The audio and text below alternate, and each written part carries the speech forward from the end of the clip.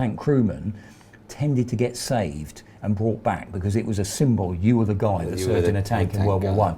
And the idea is there's steel covered in leather, a little bit of chainmail underneath, and these slits to look through, and you bent the mast to fit your face, and it was tied around the back of the head with these ties here. The crews didn't really like them. Well, it must have been a bit hot too. Absolutely. You imagine, first of all, you're in this claustrophobic space, you've got very little vision out that way, so putting that over your face as well is not going to really make you help. There are images of the guys with these around their necks.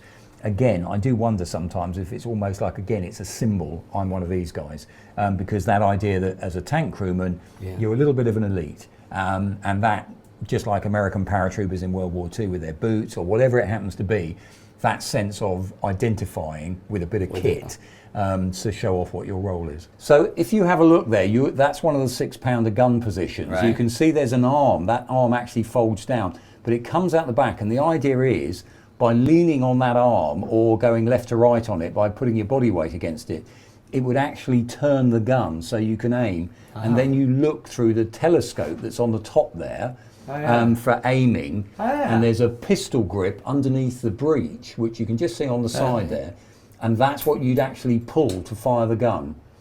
Now, this has got, obviously it's a mail tank, there's a 6-pounder round stowed around. Firing that gun off, there's a wonderful account at the Battle of Cambrai where they're under so much fire coming at the tank, they go to open the breech and they can't even get around in because there's actually German machine gun bullets coming down the gun, entering the tank as soon as they open the breech.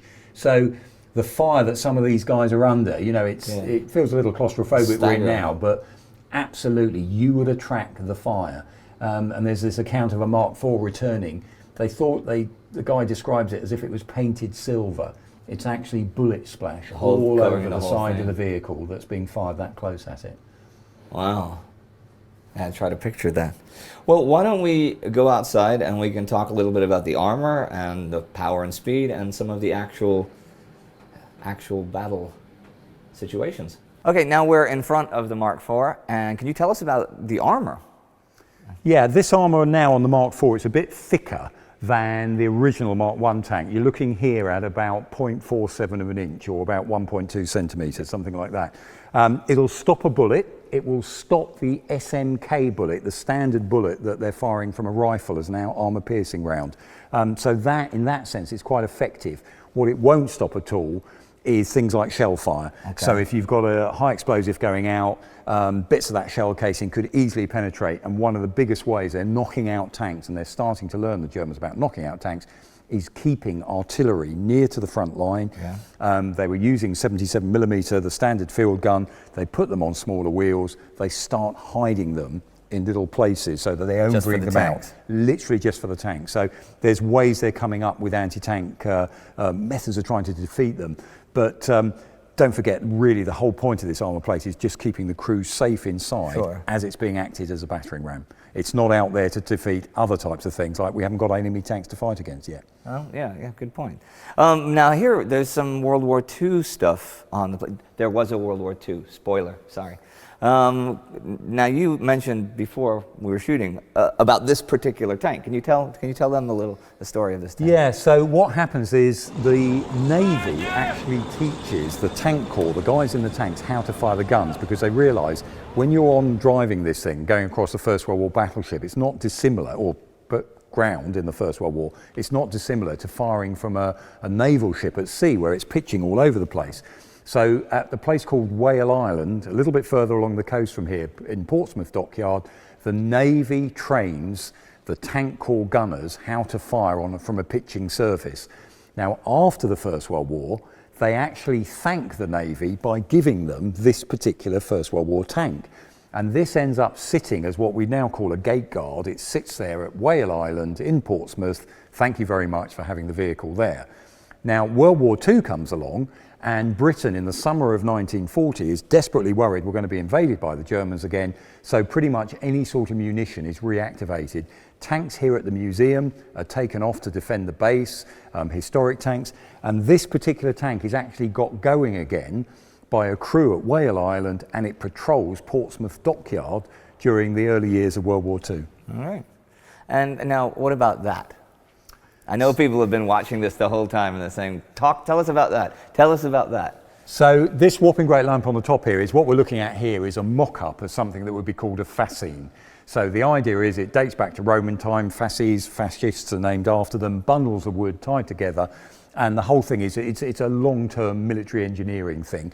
If you've got a hole in the ground, fill it with a bundle of brushwood. Now how they do that, chestnut palings or brushwood, they would put chains around it, pull 2 tanks away in opposite directions to tighten that chain up, put a bolt through it, put it on the top of the tank there, and this was done ahead of the Battle of Cambrai in November of 1917. And the whole idea is as you drive forward to a German trench, you stop at the front of it, release the chains, and that means that that fascine drops into the German trench and you can cross it and continue the advance. So it's really just a whole thing. Still do it today. The modern military engineers, instead of making them out of wood now, they're made out of plastic drain pipe. But still these massive great bundles, and it means a tank can drive over the top of it. Well, speaking of the engines, how powerful were the engines in the Mark IVs? And how fast could they go, and what was their range? How far could they go before you had to refuel? The engine in here, this Daimler sleeve valve engine, is about 105 horsepower. Which is underpowered to push this 28 tons range sort of tank along. That's not enough oomph behind it, and that's one of the reasons. But going back to development of the tank, constantly they're trying to improve by getting it more power, more mobility. Sure. Again, it's a petrol engine, top speed, if you're going on flat ground, probably just under 4 miles an hour, but that was about marching pace, so that's about right. So you don't want to lose the infantry coming on behind, because don't forget, this weapon is for leading the infantry on the attack. There's no point it going 10 miles an hour because the infantry won't be able to keep up with it. In terms of range, how far it can go, it's very much dependent on the terrain it's crossing. On a nice straight flat road, you can probably end up going 15, 20 miles. But cross country, you get this ridiculous situation that they're basically, these are massively thirsty engines. So sometimes you've got the situation where they've gone like literally half an hour and they're actually calling up for a resupply. And one of the biggest problems they had as well is the approach march to the start-off point, ready for the attack. Even at Cambrai, they've now learnt the lesson that they're starting to bring petrol forward so that you actually refill to get the most out of the vehicle on the attack. It's very hard to actually estimate, and even that for the commanders, how far are we going to get before we're going to need a resupply? Because it does depend on the ground. How much are we straining the engine? What if we belly out and the tracks, so they're having to reverse, go forward again, reverse, go forward again. So all of that sort of keeping an eye on your fuel gauge, using a dipstick, just making damn sure you're not going to run out of fuel at the wrong moment, which is by Cambrai, they're starting to get tanks like that as supply tanks to bring the fuel forward. All right, well, there you have it. The Mark IV tank. David, thank you very much for this. Thanks very much. Now, everybody out there, if you're ever in England, or if you're dreaming of going to England and you're planning out your trip, you owe it to yourself to come to the Tank Museum, Bovington, because there are, 300 tanks and all kinds of other stuff. There's a guy with the last name Hot Black there. That's pretty awesome. If you'd like to see our episode on tank development, you can click right here for that. Do not forget to subscribe and like us on Facebook and follow us on Twitter, and all your dreams will come true. See you next time.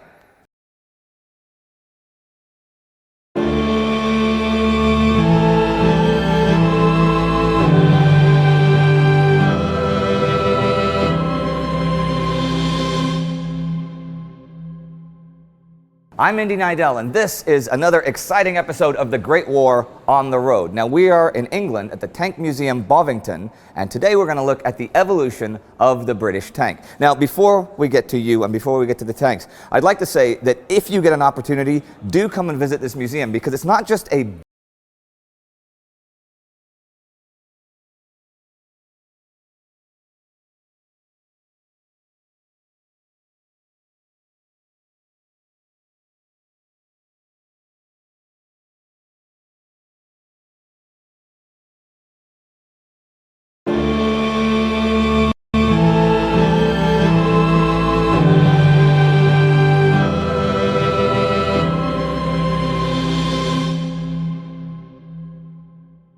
I'm Indy Neidell, and this is another exciting episode of The Great War on the Road. Now, we are in England at the Tank Museum Bovington, and today we're going to look at the evolution of the British tank. Now, before we get to you and before we get to the tanks, I'd like to say that if you get an opportunity, do come and visit this museum, because it's not just a British tank museum. It's got tanks from a variety of nations, and it's not just First World War tanks. You've got tanks from a variety of eras.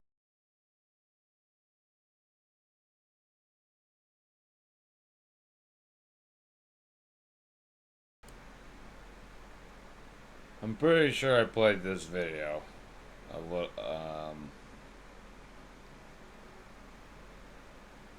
a little while ago. What the hell? But did I? No, of course not. No, that's a little Willie right there. I didn't hear that video. Or did I? Ah, jeez. Let's see. History. No, that's a different one. All right.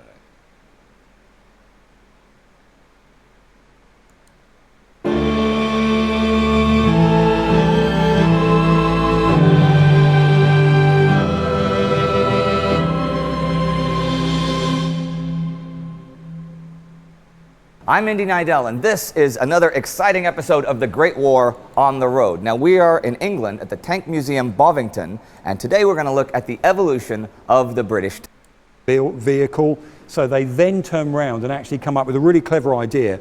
The track plate on the outside has got a little flange on the inside, and that runs round a groove on the track holders. Right. So it doesn't sag away from the track as it goes over rougher ground. And by doing that, that really works. The French, who are also thinking about the idea at the same time, under Estienne, the French commander, he's looking at this idea. Can we try and put something together that will be like a tank? And they actually armour a Holt tractor. Okay. And that's its failure, actually, really, because it's just too heavy and not stable enough. So they run this in September of 15. They like the idea of it, but already they've come up with a better shape. Okay. The problem for this one, imagine it going across the First World War battlefield, comes to a German trench, it will nosedive in and get stuck. Right. Oh yeah, of course. Sure. So even as they're finishing this, they're already coming up with that classic rhomboid shape that we're used to seeing on a First World War tank. And the whole idea of that tank shape is we're looking at something, so the barbed wire is being crushed underneath those horns, these bits at the front, as it drives forward, crushing underneath. It can also mean it can climb a parapet, so the edge of a trench, guns on the side, sponsons. This is a female tank, so we've got machine guns on the side, crew in the middle with the engine in the middle, and think of it as a mobile battering ram. Let's crush down the wire, let our infantry follow on behind it, and get in those German trenches without getting held up and killed on the way. Now, how many people crewed Little Willie? We don't really know, because as it was just a prototype, it was really a test bed. Oh, okay. It was going to have a dome turret on the top with a 2-pounder gun in. We think probably about 6 crew members would be in there. With the first Mark I tank, we end up getting 8 crew members. Okay. And those tanks, once they're shown to the British Prime Minister, they're shown to the General Staff, Kitchener goes to see a demonstration of this first Mark I tank, then the order goes in. They have trouble finding factory space to actually build these in time, because don't forget the war's in full swing now. They're looking around, they get agricultural workers, a company that was called Foster's to start building them. They look at a railway company to start building them, and they get about 50 of them together that Haig decides he's going to use to test the water with them at the end of the Somme battle in September of 16. Right. So Haig wants to experiment with these tanks he's got available at the end of the Somme battle in September of 16. And we can go and have a look at the last remaining Mark I tank, just as it would have been used in that first tank attack. Okay, let's go see the Mark I. Now this is the Mark I. This is the first one that saw battle. Yeah, this is actually the last remaining Mark I tank left in the world. Wow. We think this one stayed in Britain. It was actually gifted to a place called Hatfield House after the First World War and sat outside till 1969, when it was realised it was the last remaining Mark I. And then it came down here to Bovington and was reassembled.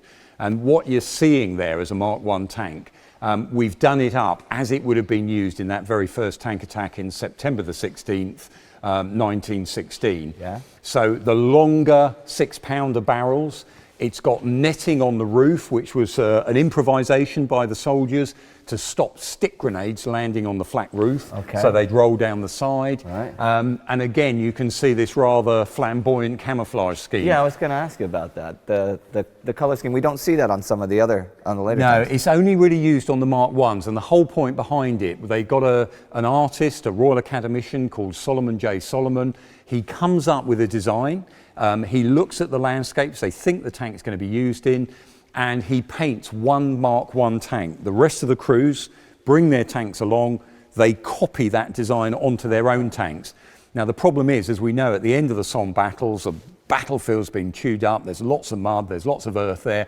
And so when the tanks go forward, because the tracks go all the way around the outside, the mud tends to run down the side of the vehicle. So at the end of the first battle, when Solomon ends up seeing what the tanks look like, he throws in the palette or the towel or whatever artists do when they have a paddy and says you might as well just paint them brown. And that's why subsequently all the British tanks have this this brown, charmingly called dog turd brown, is what they've done. Isn't that a wonderful phrase for that? But they end up using them as just really, there's no point for the main camouflage. Now, what about this back here? So with the Mark I tank, they're the wheels that we've got on here. These were actually put together as to help steering. So you might think of those. They can be lifted, but they can also be pressed down into the ground by the vehicle. So think of these like you might a rudder on the back of a ship. It helps it anchor it and helps it steer.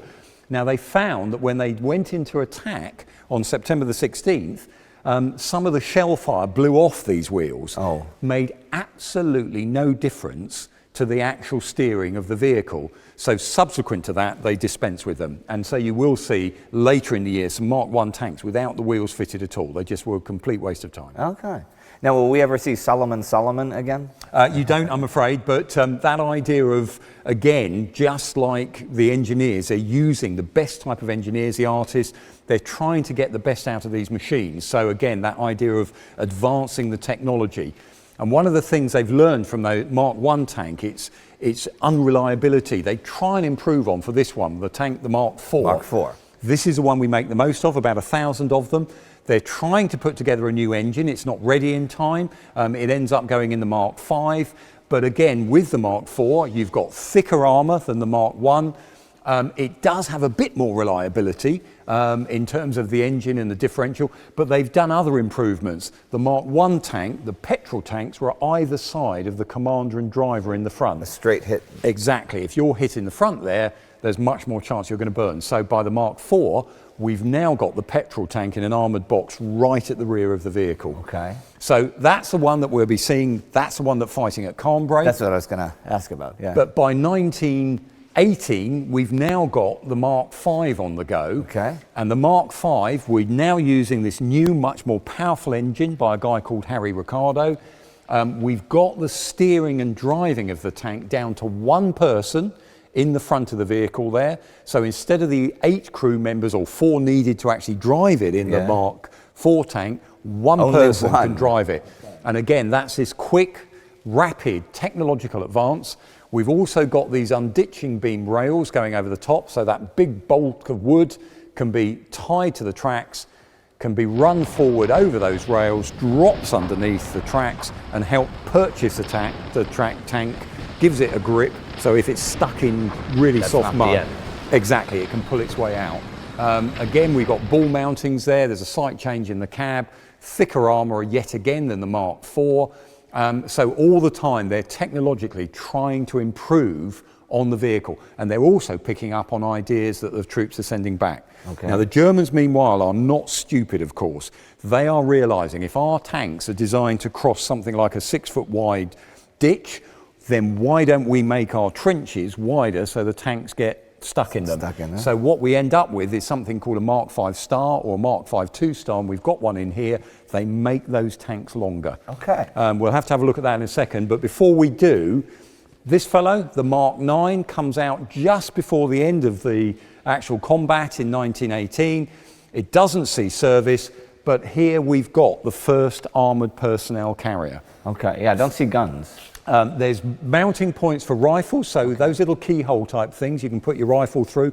The idea was to carry supplies or 30 infantry stuffed in that vehicle to take them forward with the tank. So instead of following on behind, you can actually end up using a vehicle like that to act as a supply or armoured personnel carrier. And what's the armor on this like compared to, say, the Mark V? They're pretty much the same. You're looking at armour that's still designed to stop bullets and the SMK bullets. Yeah. So you're looking at about 1.2 centimetres. Sometimes they were on the front, they were getting up to 2 centimetres there.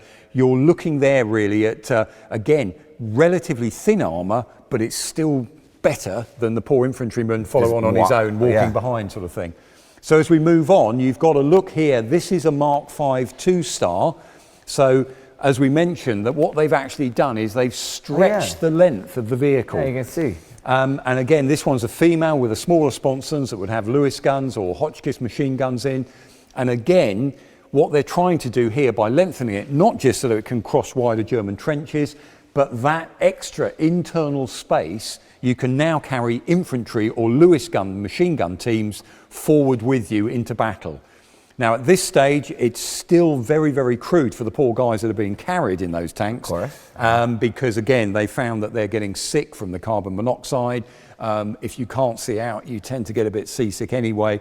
But again, they're thinking through those ideas. How can we bring the infantry forward? How can we integrate the tanks tactics better so we don't end up losing infantry behind or losing more men? Okay. And ready for this massive tank attack they're planning in 1918, we start putting together this whopping great tank. Mark VIII. This one, Mark VIII, or sometimes called the Liberty tank or the International. It's a huge machine. It is. So you can see again, they've learned that lesson about length so you can cross wider trenches. It's almost got in the top there. That's an area for the commander. He sits on an ammunition sort of container on the base there, which puts in shells for the larger, the 6-pounder guns and machine guns. And the whole idea of this tank is it's going to be a joint effort. Britain, America and France are going to build this together. Pretty much the tank is designed in Britain with a bit of American help. Yeah. Americans are going to make some of the components out in America, especially the engine. They're going to use the Liberty engine, the famous aeroplane engine. They want that put in. The British versions are going to probably have the Ricardo engine. They want to build a new tank factory, which they put together in France. The war ends before any of these tanks actually get together. But that's what they're planning, ready for this massive tank attack in 1919. We think it's going to be Liberty tanks like this are going to be equipping not only just the British forces, but the new American forces and some of the French forces. That's a monster. As well. Very few of them left, actually. There's about one left in America, this one here. And 100 ended up being made just after the war by most of the American components. Some of those were used for training in America, and just a few of them were still left. In 1939, the US gave them to Canada, and Canada actually used them for training in World War II. So this idea of how some of the lifespan of some of these vehicles is quite remarkable. Yeah, sure. I think for us in Britain, where we still have a very prejudiced view of the First World War, this idea that somehow we're always slow off the mark or not particularly technologically pushing the boundaries all the time. Actually, the tank story is an amazing one, because by the end of World War I, we've pretty much got every type of armoured vehicle in service that the modern military has today. Really? So we've got the breakthrough tank, the main battle tank we might call it now. We've got the fast tank, the Whippet, the one for exploiting. We've got armoured cars, again, for scouting, going ahead of the main force, taking advantages of breaks in the line. We've got armoured personnel carriers, the Mark IX over there. We've got engineer tanks. They actually got the Mark V 2-star. They could lay a bridge with it. They could put a mine roller on the front of it. Okay. On the day the war ends, November the 11th, 1918, we're actually floating one of those whopping great Mark IX tanks with flotation pods on a lake outside London for amphibious landings. So all these ideas of thought we're using today. That yeah, exactly. So this idea that somehow they're a little bit slow or we're not using the technology, this is an area they're pushing ahead remarkably quickly. Don't forget, really, to save soldiers' lives. Yeah. So the tanks of the First World War lead to really the sort of experimentation in the 1920s and 30s. And that, of course, is that era of trying new ideas out, trying mechanised warfare, taking those ideas from What we've Combray, learned. Amiens, further forward, and that in turn leads to The Tigers! But that is beyond the scope of this channel. Today was just a quick look at the evolution of, well, the British tank at the Tank Museum Bovington. That's correct. Okay, thank you very much, David. Thanks a William, lot. once again. Thanks very much. If you'd like to see an in-depth look at one of those tanks, you can check out our profile of the Mark IV tank, which we did together, right here. Do not forget to subscribe and like us on Facebook and follow us on Twitter and do all of those social media things. And Flo, who's standing back there, say hi, Flo. Hi. Flo will write all kinds of cool stuff, and you'll be amazed. See you next time.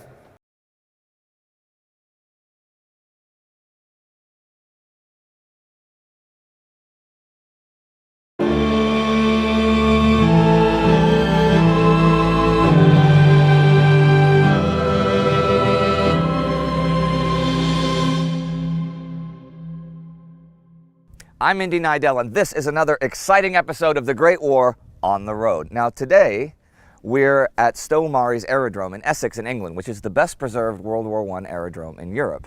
And we're going to talk about this plane behind us. And by we, I mean this gentleman next to me mostly. Now, could you tell everybody out there who you are and what you do? Okay, my name's David Bremner, and over the past 15 years we've been researching and then rebuilding the Bristol Scout aircraft that my granddad flew in the Eastern Mediterranean in 1916, and here it is. Now, can you tell us about the Bristol? Be right back in about 2 minutes. Okay, so the Bristol Scout's not a particularly well-known aeroplane, which is a shame because it was actually a very important part of military aviation development. It was available right from the beginning of the war. There were just a couple given to the RFC. Yeah, you said they actually it came out in July of 1914 before. It first flew in February 1914. Okay. It was designed basically in late 1913. First flew in February 1914, and it was one of two aircraft that were considered to be, for the first time, the best aircraft in the world. It was the first time that the British had produced an aircraft design that was better than anything else in the world. Okay, better than the Blériots and... Yeah. Up to that time, the French had been absolutely preeminent. They had the best airframes, they had the best engines, they had the best pilots. And while they still had the best engines and the best pilots, this, together with the Sopwith tabloid, were regarded as being better than any other French airframe design. Now, we hear more about Sopwiths than Bristols today. Now, why is that? Probably because Sopwiths from day one were always better at PR and marketing. Okay. The Bristol Aeroplane Company was a family affair. It was started by the White family. Now, you pointed out something about the White family here on the propeller. Okay, the signature here is Sir George White. He is the current baronet.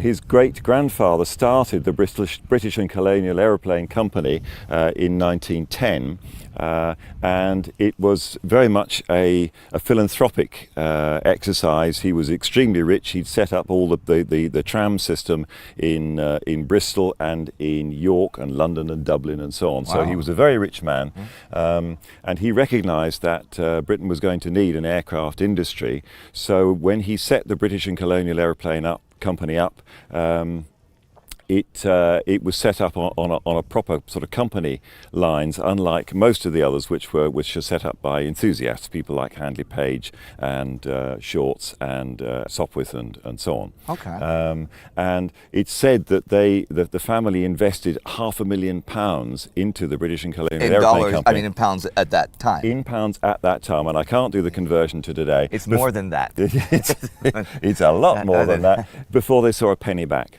Wow. Oh, wow, that was so real labor of love.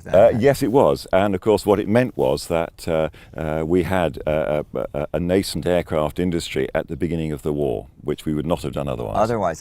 But it's funny that, just because of the PR back then, we today still hear much more about the Sopwiths than the Bristols. Yes, and of course, to some extent, the Sopwith aircraft became more important later on in the war. The Sopwith Pup, the Sopwith Camel are the stuff of legend because there were so many more pilots flying them later on in the war. The Bristol Fighter was revolutionary later on in the war, but the Bristol Scout was the best aircraft probably for the first 18 months of the war. And if this went into production in 1914, when did they stop producing these? I think in late 1916. Okay, and what kind of numbers were they looking at? About 374 total. Oh, okay. But because they didn't really know when, it was never designed as an armed aircraft. Right. Some people say it was designed as a sport, as a racing machine. Okay. My personal view is that they always had in mind the Army stipulation for a fast single-seat reconnaissance machine for tactical reconnaissance, and that's what this was designed. This specification, if you like, that this was designed around. But it was always designed as an unarmed machine. Okay. Because they didn't realise they were going to need something. Hey, we're going to have a war. Sure. And well, yeah. But I mean, what they thought was that the aircraft at that time were so unmanoeuvrable, you really couldn't throw them about too much. Right. And so your fighting aircraft was going to be a pusher with the engine at the back, Yeah. a pilot in the middle, and a gunner at the front, so that he could aim the gun at the target. Right. What this aircraft proved was that it was possible to aim the whole aeroplane because it was so manoeuvrable. Okay. Clearly, you had to be able to go fast enough to catch up with the enemy aeroplane. Right. But with this aeroplane, it was the first aircraft that was fully aerobatic, and so you could sensibly try to aim at another enemy aeroplane. And so the pilots who got hold of them initially started flying with a pistol. Unbelievably, they then tried with a handheld rifle. So they must have been holding the stick between their knees and trying to aim. But they very quickly realised that wasn't much good. And so they devised any number of different experimental engine mounts on the Bristol Scout. Sometimes they mounted them, you needed to be able to get at the butt of the gun to change the drum. Sure. And also to clear jams. So you needed the butt mounted fairly close to the cockpit, Yeah. but they tried to aim the bullets going outside the propeller here. Of course, because And then, of course, you're flying here, and the bullets are going off out there, which that wasn't very easy. Yeah. Having said that, one of the exponents of that was Lano Hawker, who's a very famous First World War ace, and he got the first VC for aerial combat in a Bristol Scout with a Okay. gun doing exactly that. I think he caught 3 Germans without on the hop. synchronization Yeah. or anything. And just sort of firing out sideways. I think they weren't expecting that at all. Now, in terms of like speed, how would this rank compared to a German plane like the Eindecker or something? It would have been faster. I think I can't do an exact comparison. But I think it would have been faster. The Eindecker wasn't a particularly good aircraft. Right. The only thing I do know is that my granddad, when he flew this aircraft, his only air-to-air combat was with an Eindecker, and he made a first pass at it. And then when the Eindecker dived away, he couldn't keep up. Okay. So clearly in a dive, the Eindecker was faster. Now let's walk around the plane a little bit, and why don't you tell us about your grandfather's actual experience, and then we can talk about rebuilding the plane. So he served in which front? Where was he serving? My granddad served in the Eastern Mediterranean. He was posted to number 2 Wing RNAS that were based at Imbros off the Gallipoli coast. One of the things that always makes me admire him is the fact that for us in a modern light aircraft, if we want to cross the English Channel, which is about 15 miles, we take all sorts of preparations. We have immersion suits and life jackets and all this stuff. Yeah. Well, every flight he made involved crossing 15 miles of water to get to Gallipoli. Wow. How long was he at the front? Did he? He went out in December 1915, just after they had decided to evacuate. Okay. On his 7th operational flight, he was actually shot down over the Gallipoli Peninsula in a Voisin aircraft and had to land on the Cape Helles Peninsula just as the evacuation was taking place. This is on the very evening of the final evacuation. So I don't think he was flavour of the month because, of course, as you know, they had to keep it all top secret. And that's not much good if you're... So he describes how he had to land, and they moved the aircraft into a revetment, but all the while they were being shelled by 6-inch Turkish shells. And amazingly, there's an aerial photograph taken which shows the aircraft in the revetment with the 6-inch shells that he was dodging.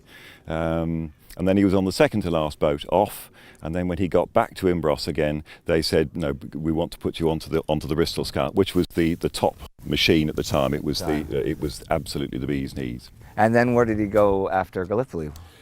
One of the things that I've never quite understood about the Gallipoli campaign is that the RNES, as far as I know, remained at Imbros for the remainder of the war. Okay. Certainly, he was involved in gunnery spotting and bombing and submarine hunting and all sorts of different things, based at Imbros from the evacuation in the middle of January right the way through to the end of May. And then he had to fly this aircraft 90 miles across water to the island of Thassos in support of the Salonika campaign, Right. because by that time the Malaria Bulgarians campaign.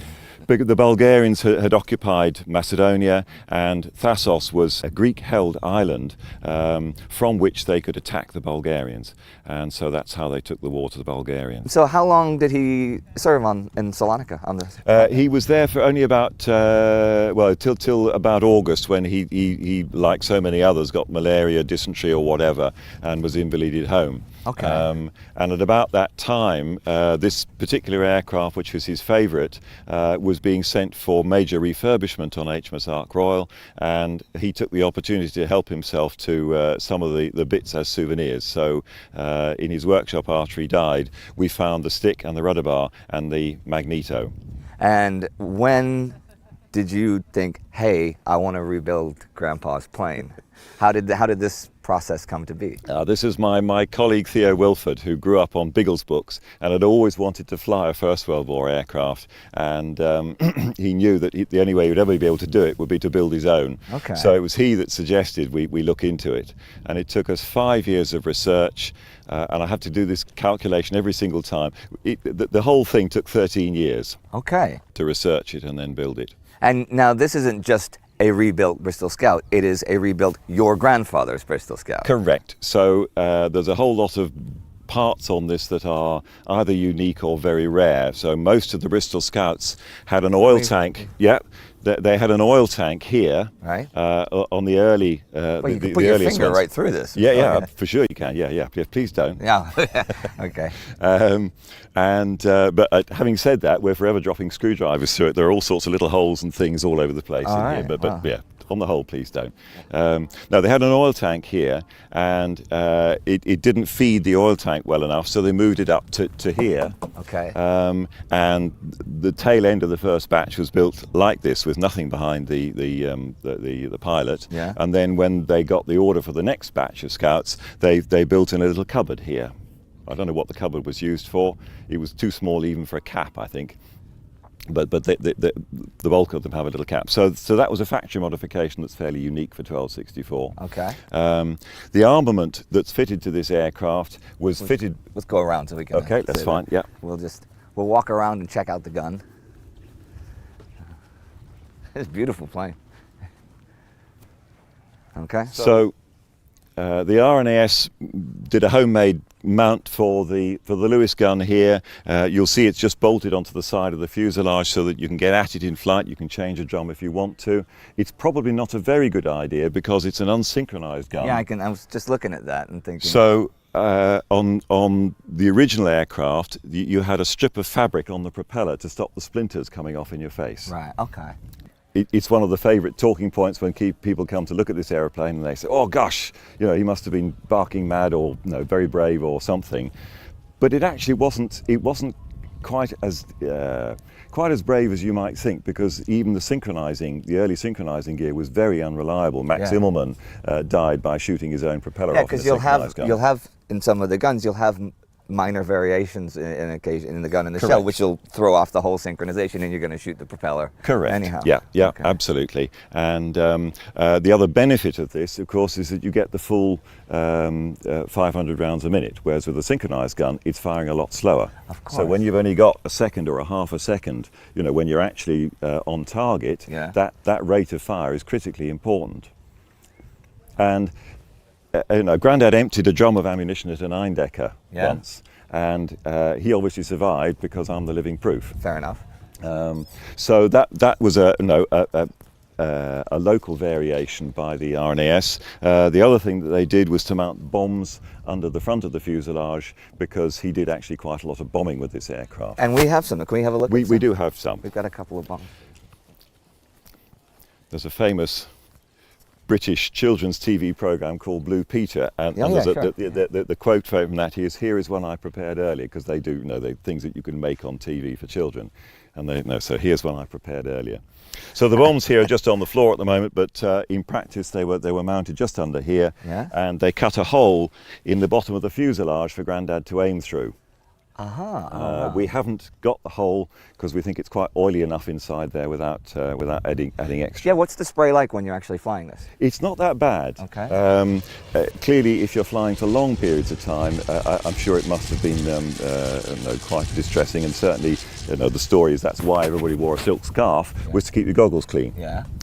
Because you absolutely cannot fly this aeroplane without goggles. Because of the spray. Well, because of the wind rush. Oh yeah, of course. And how cold is it when you're? I mean, that's why you got the whole gear. Yeah, I mean, for what I do, which is quarter of an hour flying just at low level, it's not particularly cold. But most of Grandad's combat sorties were done at 8, 9, 10,000 foot, and for sure It's gonna be that would have cold. been really cold. And what kind of distance what kind of range would this plane have? How long and how far could you fly? Okay, well, he as I say, he flew certainly for 2 hours at one point. That's one of the sorties he did. And 1914-15, that's a fairly. It's decent not time. too bad. Yeah. They always wanted more. Later variants of the Scout had more bigger fuel tanks to try and give it more range. Okay.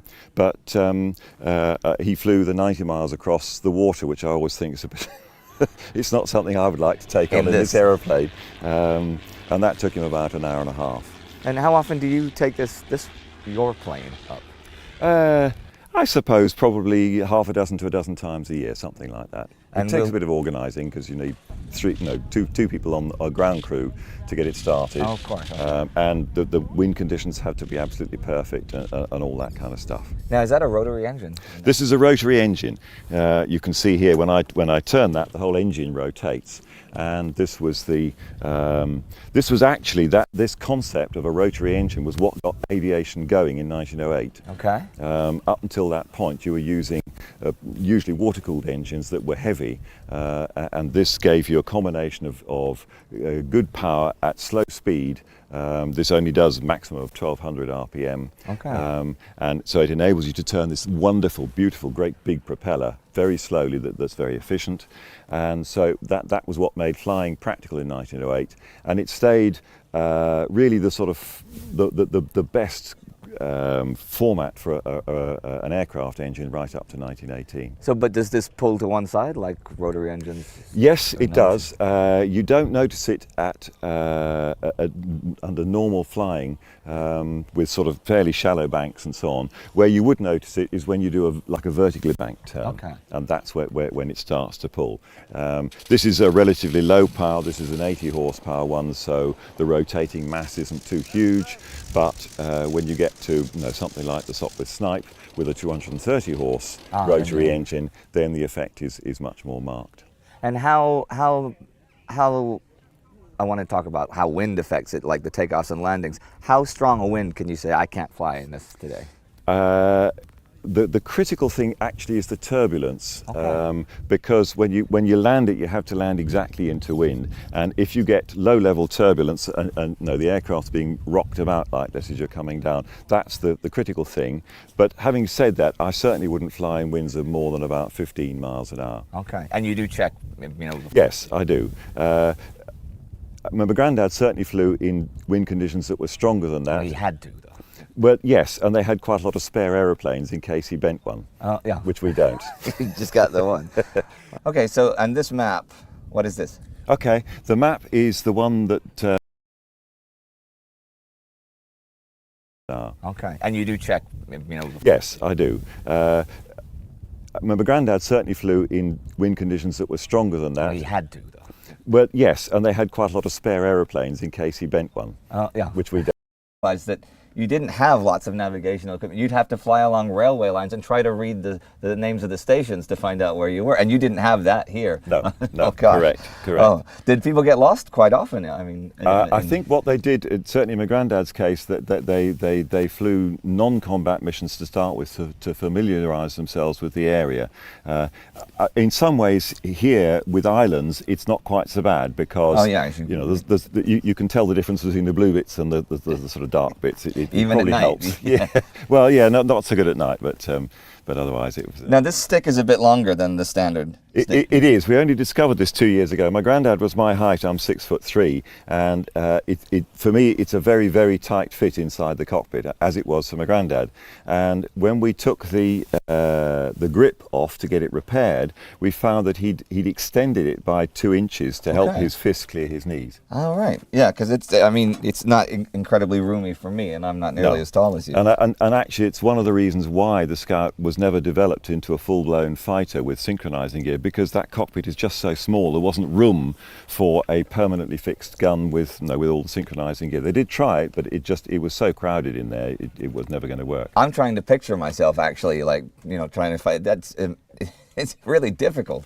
Yeah. You don't really realize it till you're actually sitting in the No, plane. no. And I'm about average height now, but 100 years ago I'm taller than a lot of the Yeah, we haven't let you use the cushion. Actually, there is a cushion. I have to take it out, and again, this is advice I got from Granddad's logbook memories, because that was what he found, that he had to do that for his knees to clear the bottom of the instrument panel All right. here, and we've forgotten to put the cushion back in for you, so it will be slightly easier, but it's not straightforward at all. And I can see the board here with the date of dispatch, July 30th, 1916. Correct. Well, that's yes. Engine number and all those things. Yeah. Propeller number. Yeah. That's very cool, and I like the instruments and stuff. Yeah, all of those instruments are genuine First World War instruments, dating from the correct period, and that would have been supplied to the RNAS. So far as we know, we don't have no photographs of 1264's instrument panel, but we think that's about as accurate as it would have been. Okay. So how can people find out more about what you've done and how you've done it? Okay, well, for the last 4 or 5 years we've been followed by filmmaker Stephen Saunders, who's BAFTA nominated, and he's now completed a TV film which he's sold to Greek TV, to American TV. Wow. And it's available from his website either as a DVD or as a Vimeo download. I know I'm biased, but I think it's a really good film, and I know people who watch the film say that it's a tearjerker as well, because we made quite a journey with the aircraft. Last year we were able to take this aircraft to the very same airfield on Thassos that Grandad was, and I flew it from the exact same spot exactly 100 years after he did, and then a week later we took it to the Somme, and I flew it over the Thiepval Memorial and the Newfoundland Memorial. Unfortunately on the 2nd of July. The 1st of July the wind wasn't suitable, Oh, well. but I flew it over there on the 2nd of July, and I'd always wanted to do that because my granddad's first cousin, who I'm named after, was fatally injured in that first assault at Beaumont Hamel. Oh, wow. He was only about 100 yards from the Newfoundland Regiment, so his actual trench is preserved in the Newfoundland Park, and I was able to fly over the top. And just talking about it now, it still sends chills down my spine thinking about what he did. Well, we'll give links so that people can actually much this themselves in our description, so you guys can all look down and see that. Thank you very much for taking the time to show us around. It's an amazing plane, and it's amazing what you've done to recreate it. And everyone out there, if you'd like to see our episode about the evacuation of Gallipoli, you can click right here over this gentleman for that. Do not forget to like us on Facebook and follow us on Twitter, and we'll see you soon.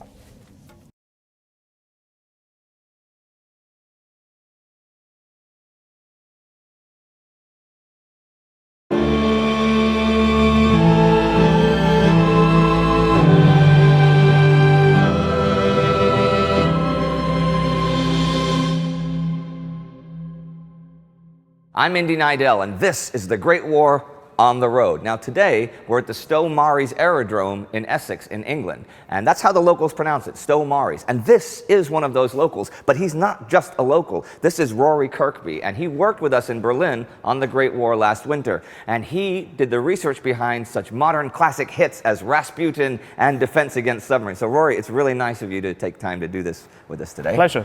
Now he is volunteering here at the aerodrome. So he's going to show us around, and he's going to tell us how a World War I aerodrome actually functioned. Now, can you say a few words about the aerodrome in general, this one? Right, sure. So the aerodrome was founded by the Royal Flying Corps in 1916 to protect the Thames estuary from incoming Zeppelin and Gotha raids by the Germans. And this was a strategic location primarily because of the local river, the River Crouch, which the Germans would use as a navigational aid up towards the Thames and then towards London. Okay. So this was a prime spot to intercept incoming German aircraft. Did they manage to shoot down any Zeppelins or Gothas from here? That's the problem. In 1916, this was a time just before the incendiary bullet was invented. So Zeppelins, as you've talked about before, are incredibly difficult to shoot down. So often pilots were talking about intercepting Zeppelins, but being unable to cause any significant damage. The other problem is the motto of the 37 Squadron is "Wise without eyes." And that's primarily because a lot of the raids from Zeppelins took place primarily at night. Yeah. So yet they could be flying right alongside a Zeppelin without actually knowing, without the light of the moon, where the Zeppelin actually was. So locating them and even reaching their height, which was far superior to the earlier aircraft, was very difficult. And when did they close this aerodrome? They closed it after the war? They closed it in 1919, yes. So they kept it going until the Treaty of Versailles was signed, because it was the 1918 was a ceasefire rather than an actual peace treaty. So I didn't know whether they would have to be used in action again. So they closed it in 1919, right? And then what happened to the aerodrome after the war until now? So the aerodrome was first requisitioned from Flambeur's farm down the road, and it was returned to them after the war. Most farms and farmers would completely knock down all the buildings and turn it into farmland. The farmer here chose to keep the buildings, which is quite unusual and unique. And he used them to store his vehicles or grain or whatever. And that's the reason why these buildings still survive. So this is the most, as they say, most complete World War I aerodrome in Europe. In fact, it's probably the only complete World War I aerodrome in Europe. It's entirely unique, and you won't find anything else like this here. And how did you, now you're a charitable organization. That's right, yes. How did you guys, when did that start, and how did you guys get it set up? So this place was essentially a lot of broken shells. All the buildings were gutted and there was nothing left. And we took over the aerodrome some years ago, and we've been attempting to restore each building piece by piece, hangar by hangar, until it's back into its 1919 glory. Wow, and so do you get...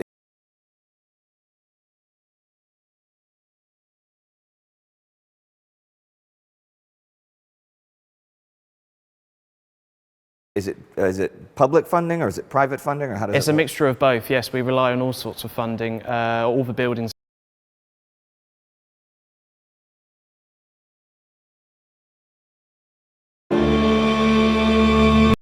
Is it as much like 1919 as you can? Yes, and it's still getting there, and we're, I would say, about halfway there. Luxury of brick and mortar, so they had to camp out in tents over here.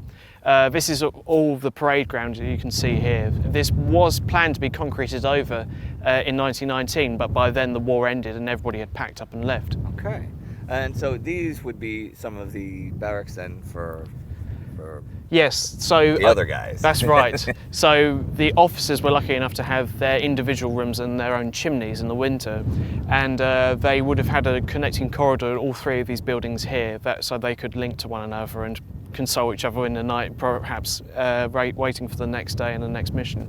What sort of luxury compared to tents would this be? I mean, was it still fairly bare bones, or was it pretty It was luxurious? very bare bones. It was very Spartan. It served its purpose really, but they would have had a fire, a desk maybe, and a fairly standard bed. So a good place to put your head down at night. Bearing in mind that they put their lives in incredible danger just getting to the planes, they perhaps deserved it, whereas the airmen had the comfortable security of staying on the ground. And now we have one building that's off to the side, back there. Yes, that's right. So over there would have been the women. That of was the my guess, aerodrome. because I thought it was Yes, off to the side. tucked so- away from the rest of the airmen and the officers. The women would have done all the menial jobs on the site, the cooking, the cleaning. They would have ridden motorcycles as well, which was incredibly forward-thinking for the times, you can imagine. Yeah. This is really an era when women were empowered. They were given jobs, particularly in British society, in factories or in the Women's Air Force. So they would have felt very empowered at a time when women's suffrage was a key issue. Yeah, it became- This is acts like this during the First World War from women, ordinary women, many from the local area here, would have helped the cause of women's suffrage and the right to vote in the 1920s.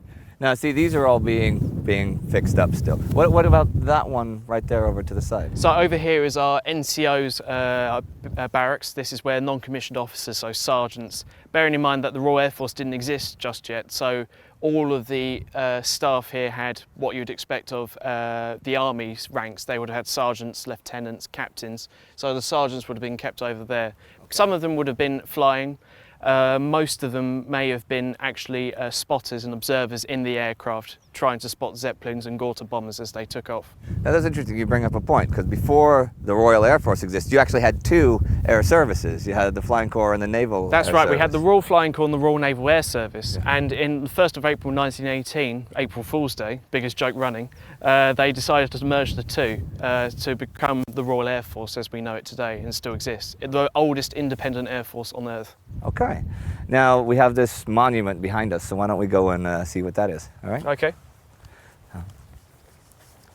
Yeah, it's interesting that the Air Service and the Flying Corps had two different doctrines of strategic bombing stuff, as we saw in our That's strategic right. bombing special. Yes, absolutely. So this is our memorial here that was erected, as you can see, in 2010. Okay. And if we go